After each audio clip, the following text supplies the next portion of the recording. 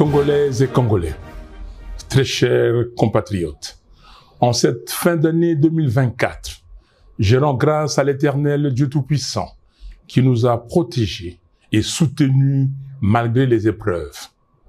Malheureusement, beaucoup de nos compatriotes nous ont quittés à cause de la maladie, des accidents, de la pauvreté ou encore des violences causées par les groupes armés, notamment les supplétifs de l'armée rwandaise, appelée M23, et certaines milices exploitant nos richesses naturelles.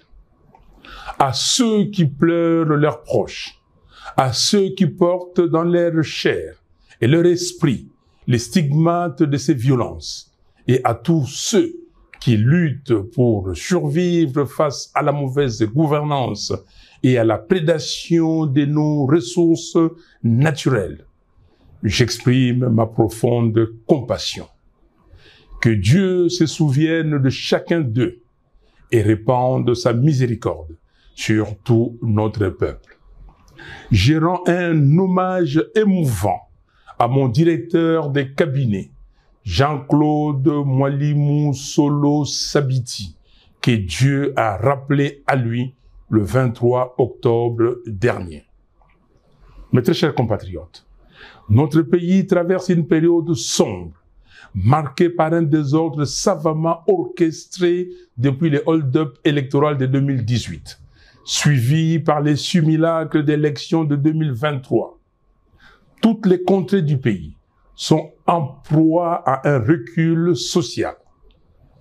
La situation désastreuse du Grand Kasaï, courageusement décrite par les gouverneurs du Kasaï central, l'archevêque de Kananga et l'évêque de Mweneditu, illustre la détresse de notre pays tout entier et une absence de vision qui conduit les pays lentement mais sûrement vers un suicide collectif. Le bilan est accablant. Ce n'est pas une opinion, c'est un constat qui s'impose. La corruption et les vols gangrènent nos institutions. Les défis de la RDC sont multiples et requièrent une mobilisation méthodique des ressources de l'État. Hélas, des milliards de dollars sont détournés à travers des projets fictifs et des contrats léonins. Les ressources du peuple sont dilapidées et les faits de corruption sont tellement légion que beaucoup ne s'en émeuvent plus. Le banditisme d'État d'une minorité prédatrice et les trains de vie surréalistes des institutions doivent interpeller chaque Congolais. Il s'agit là de votre argent, gagné à la sueur de votre fonds. Indignez-vous. Aux voleurs en col blanc, tapis dans les institutions, je vous renvoie à Dieu et aux images des fins de règne des régimes qui affament leur peuple et vivent dans l'excès aux frais du contribuable. Cette absence totale de rigueur dans la gestion du trésor public accentue le problème auquel nous faisons face. La sécurité est inexistante. Le M23 contrôle plus de 130 localités au nord Kivu. Je répète, 130. Les ADF continuent leur massacre à Beni, Butembo, Lubero, Irumu et Mambasa. Les armées rwandaises, ougandaises et burundaises opèrent dans le nord Kivu et le sud de Kivu. Tout cela sous les regards impuissants de ce qui reste de l'État. Les groupes armés de tous bords sévissent à Ituri. Les Mobundo dérangent la quiétude des citoyens dans les grands Bandundu, à l'est de Kinshasa et dans une partie du Congo central. Le pays compte aujourd'hui plus de 8 millions de déplacés internes. Une telle situation devrait mobiliser l'attention de n'importe quel gouvernement avec un minimum de sérieux. Chez nous, le sujet est traité avec une légèreté déconcertante et les champagnes coulent à flot au sommet d'un État failli et faible. Notre armée est abandonnée. Après 6 ans au pouvoir, le régime n'a pas réussi à doter les pays d'une force militaire capable de défendre notre souveraineté. Nos soldats, courageux, mais sous-équipés, affrontent des forces ennemies bien armées. L'argent dilapidé à Kinshasa à lui seul pourrait changer les rapports des forces sur le terrain. La diplomatie est défaillante face aux manœuvres de Paul Kagame et à ses accusations mensongères contre notre pays. Le gouvernement brille par son absence de stratégie et d'action de dissuasion concrète. Nous sommes réduits à des slaves lyriques qui frisent la comédie et dénoncent un manque de sérieux qui rassure l'ennemi sur les faibles capacités intellectuelles de son adversaire. Aujourd'hui, la faiblesse diplomatique de la RDC a réussi à ancrer dans l'opinion internationale l'idée selon laquelle les FDLR seraient une responsabilité congolaise. Pourquoi le gouvernement congolais ne demande-t-il pas à M. Kagame de discuter avec les FDLR et de neutraliser le M23? Là où ça blesse, c'est qu'en pareille circonstance, il paraît évident que tout leader censé chercherait un temps soit peu à tisser les liens entre citoyens et favoriser la cohésion nationale. Mais non. Le tribalisme primaire du régime divise notre nation. Nous observons un repli identitaire au sommet de l'État, avec une opposition constante entre les frères dits de sang et les autres compatriotes. Une seule tribu bénéficie des nominations privilégiées dans les postes étatiques. On constate également des flux migratoires savamment orchestrés vers Kinshasa et Lubumbashi dans le but de renforcer une influence tribale et de déstabiliser les manifestations de l'opposition et de la résistance. Nous refusons que nos frères et sœurs soient instrumentalisés à des fins machiavéliques et purement politiciennes. En parallèle de tous ces maux, la pauvreté explose. Plus de 80 millions de Congolais vivent dans une des pauvretés les plus abjectes de la planète. Depuis 2019, la dépréciation du franc congolais a considérablement aggravé la situation, rendant la vie insoutenable pour les familles congolaises. Le constat est sévère. L'éducation et la santé s'effondrent. Les grèves des fonctionnaires, des médecins et des enseignants se multiplient. La gratuité de l'enseignement demeure un mirage. Le chômage est à son comble. La jeunesse abandonnée à elle-même voit son avenir compromis. Suite à cette défaillance éducative et à l'éclatement du contrôle parental qui en découle, les banditismes urbains prospèrent. Les Kuluna et autres gangs terrorisent nos villes. Pire, ces jeunes sont souvent instrumentalisés par le pouvoir pour mater la résistance politique. Les infrastructures sont en ruine. Les routes de desserte agricole sont impraticables, ce qui accentue l'exode rural. L'exploitation illégale de nos ressources naturelles ne cesse d'empirer. À Kinshasa, capitale de 17 millions d'habitants, les embouteillages et les bouchons pourrissent la vie des citoyens et la moto est devenue le principal moyen de transport. Les coûts en termes de perte de productivité se chiffrent par centaines de millions de dollars. Encore une fois, il ne s'agit pas là d'une opinion. Chaque Congolais constate ces réalités dans sa vie quotidienne. Les droits humains sont piétinés.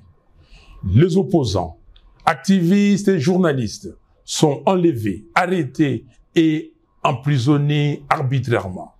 Pour preuve, le 10 septembre dernier, Monsieur Jures Manzanza, membre de l'ESID, a été lâchement abattu par un policier devant le siège du parti et son corps est encore à la morgue. Aussi, 3 membres du parti, Madame Aimé Tabala, Monsieur Océan Lusanga Moulopo et Pierre Ngadiadia ont été enlevés le dimanche 22 dernier pour une destination inconnue jusqu'à présent. Face à ces bilans désastreux, l'honneur aurait depuis longtemps imposé la démission. Il n'y a aucune honte à regarder ses concitoyens en face et admettre son incapacité face aux problèmes multidimensionnels auxquels fait face le pays. Comble du drame. Dans ces contextes désastreux, le régime choisit une fuite en avant, en ouvrant de manière inopportune le front d'un éventuel changement ou d'une révision de la Constitution. Cette initiative hasardeuse survient à un moment où le pays est en guerre et perd chaque jour des pans entiers de son territoire. Elle constitue une démonstration supplémentaire du suicide collectif dans lequel le régime veut entraîner le pays. Les mots ne peuvent pas décrire à quel point je suis révulsé de voir une telle absurdité encouragée par certaines élites, des flatteurs qui vivent aux dépens de l'État. Il s'agit là d'une énième distraction et les Congolais le savent. Nos priorités sont ailleurs. Chers compatriotes, nous ne laisserons pas cette tentative de manipulation aboutir. En ce temps de crise, il n'y a ni nécessité, ni opportunité pour un tel projet. Ce que le peuple congolais attend, ce ne sont pas des modifications constitutionnelles opportunistes et intempestives, mais des actions concrètes et courageuses pour relever les défis cruciaux auxquels notre pays est confronté. Ce n'est pas la Constitution qui empêche le régime d'honorer toutes les promesses fallacieuses qu'il a faites au peuple. La Constitution n'empêche pas de doter nos forces armées de moyens efficaces. La Constitution n'empêche personne de libérer les 130 territoires. La Constitution ne donne pas non plus les droits de dilapider les deniers publics. Un régime incompétent peut changer la Constitution 100 fois. Les mêmes mots produiront les mêmes effets. Il y a problème d'hommes, pas de texte. Nos efforts doivent être concentrés sur 4 priorités. Restaurer l'intégrité territoriale. Mettre un terme à la guerre menée par le M23 et les forces étrangères afin de libérer nos terres et de restaurer la souveraineté nationale. Mettre fin à la prédation des ressources publiques. Réduire les trains de vie excessifs des institutions et mobiliser les fonds nécessaires pour renforcer notre armée, financer des infrastructures essentielles et améliorer les conditions de vie des Congolais. Construire un véritable état de droit, garantir le respect des droits humains, la justice et l'équité pour tous.